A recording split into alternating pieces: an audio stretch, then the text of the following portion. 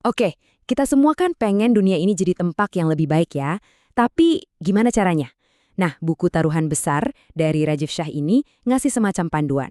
Bukan cuma harapan kosong, tapi strategi yang benar-benar nyata buat mecahin masalah-masalah paling gede di dunia.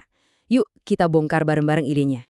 Pernah nggak sih ngerasa hopeless ngeliat masalah-masalah besar di dunia? Kayak perubahan iklim, kemiskinan, atau pandemi. Rasanya tuh, aduh gila ini gede banget, nggak mungkin bisa diatasi sendirian. Nah, kalau Anda pernah ngerasa gitu, Anda nggak sendirian kok. Dan perasaan tak berdaya yang pelan-pelan muncul, itu tuh awal dari sebuah jebakan. Rajiv Shah menyebutnya jebakan aspirasi. Kedengarannya agak keren ya, tapi ini tuh perangkap yang nggak kelihatan yang sering banget kita hadapi. Semacam pola pikir yang tanpa sadar, ngebatasin ambisi kita dan malah ngehalangin kita buat bener-bener nyelesain masalah. Nah, dengerin deh kutipan dari Syah ini. Ini dalam banget kan? Syah benar-benar nangkep inti emosional dari jebakan ini. Jadi waktu sebuah masalah kelihatan super rumit, ujung-ujungnya kita jadi sinis, jadi males gerak, dan akhirnya ya udah nggak ngapa-ngapain. Jadi, intinya jebakan aspirasi itu apa sih? Simpelnya gini, kita tuh terlalu fokus sama kerumitan masalahnya, sampai lupa sama akar penyebabnya. Akhirnya, target kita jadi terlalu rendah. Kita ngerasa udah cukup dengan melakukan yang baik. Padahal yang dibutuhin itu solusi yang benar-benar nyelesain masalah sampai tuntas, bukan cuma nambal sulam doang. Dulu, mungkin kita mikir ya, yang bisa bikin perubahan besar tuh cuma orang-orang super, kayak orang suci, miliarder, atau presiden, ya kan? Cuma mereka yang punya power. Tapi kata Shah, zaman udah berubah. Era digital ini ngubah semua aturan mainnya. Sekarang, berkat teknologi, kekuatan buat bikin perubahan besar itu udah nggak eksklusif lagi. Kekuatan itu ada di genggaman kita, di ponsel kita masing-masing. Terus, gimana ceritanya Syah bisa sampai ke kesimpulan ini?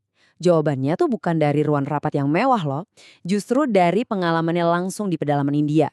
Di sana, dia berhadapan langsung dengan kenyataan pahit, bahwa niat baik aja kadang nggak cukup. Jadi ceritanya, Syah ini kerja bareng Dokter H yang dia sebut sebagai orang suci yang hidup. Mereka ngerawat orang-orang yang kena kusta, yang kelaparan, pekerjaan yang luar biasa mulia kan? Tapi lama-lama Syah sadar, mereka ini cuma ngobatin gejalanya aja. Ibaratnya ngasih makan anak yang lapar tiap hari itu penting, tapi itu nggak akan menyelesaikan masalah kelaparan yang lebih besar, yang sistemik. Dan dari situlah muncul pertanyaan ini di benak Syah. Pertanyaan ini jadi titik baliknya. Dia frustrasi banget. Dia sadar selama ini usahanya tuh cuma kayak nambal ban bocor, bukan ganti bannya sekalian. Pertanyaan ini yang maksa dia buat nyari cara yang benar-benar baru. Dan jawabannya mulai kelihatan pas dia kerja di Gates Foundation. Bukan dengan metode yang super rumit atau teknologi canggih, tapi justru dengan pendekatan yang radikal banget. Mulai dari nol, cuma modal selembar kertas kosong, dan keberanian buat nanyain pertanyaan-pertanyaan yang paling mendasar. Metode Bill Gates ini tujuannya satu, nembus kabut kerumitan. Coba lihat deh langkah-langkahnya.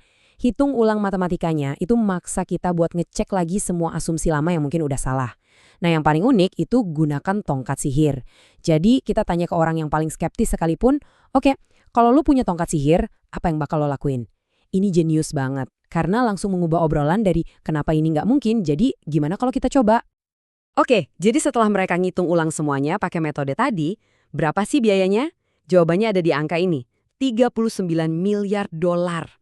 Wow, kedengarannya gede banget kan?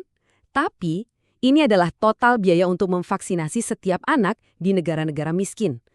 Angkanya emang raksasa, tapi untuk pertama kalinya, masalah yang tadinya abstrak itu jadi nyata dan terukur. Jadi jelas, bukan lagi cuma angan-angan, tapi sebuah target yang bisa dikejar. Oke, punya target yang jelas dan terukur itu satu hal. Keren. Tapi gimana cara ngumpulin kekuatan buat ngejar target segede itu? Nah, jawabannya datang dari salah satu krisis paling parah di zaman modern. Gempa Haiti tahun 2010. Ini benar-benar ujian kepemimpinan di bawah tekanan yang paling ekstrem. Bayangin deh situasinya. Benar-benar kacau balau. Syah ini baru aja mulai kerja, tiba-tiba dia yang megang tanggung jawab buat salah satu respons kemanusiaan terbesar dalam sejarah. Tekanannya luar biasa. Sampai-sampai di ruang oval, Wakil Presiden Biden waktu itu bahkan sempat mikir buat ganti dia.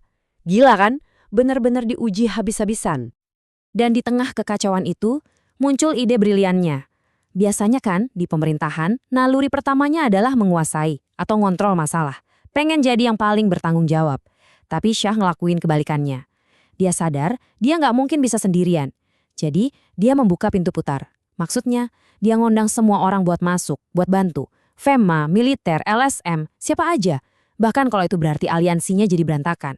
Tujuannya cuma satu, nyelamatin nyawa sebanyak mungkin. Jadi dari semua cerita tadi, apa sih pelajaran yang bisa kita ambil? Nah, Shah merangkumnya jadi semacam panduan praktis. Dan ini bagian yang paling penting nih, lupain soal miliaran dolar. Taruhan besar itu bukan soal duit. Taruhan besar bisa dimulai dari lingkungan sekitar Anda, dari masalah yang ada di depan mata Anda. Contoh paling keren datang dari wali kota Mitch Landrieu di New Orleans. Taruhan besarnya dia itu cuma menyelesaikan satu masalah yang udah lama banget ada di kotanya, menyingkirkan monumen-monumen konfederasi yang memecah belah.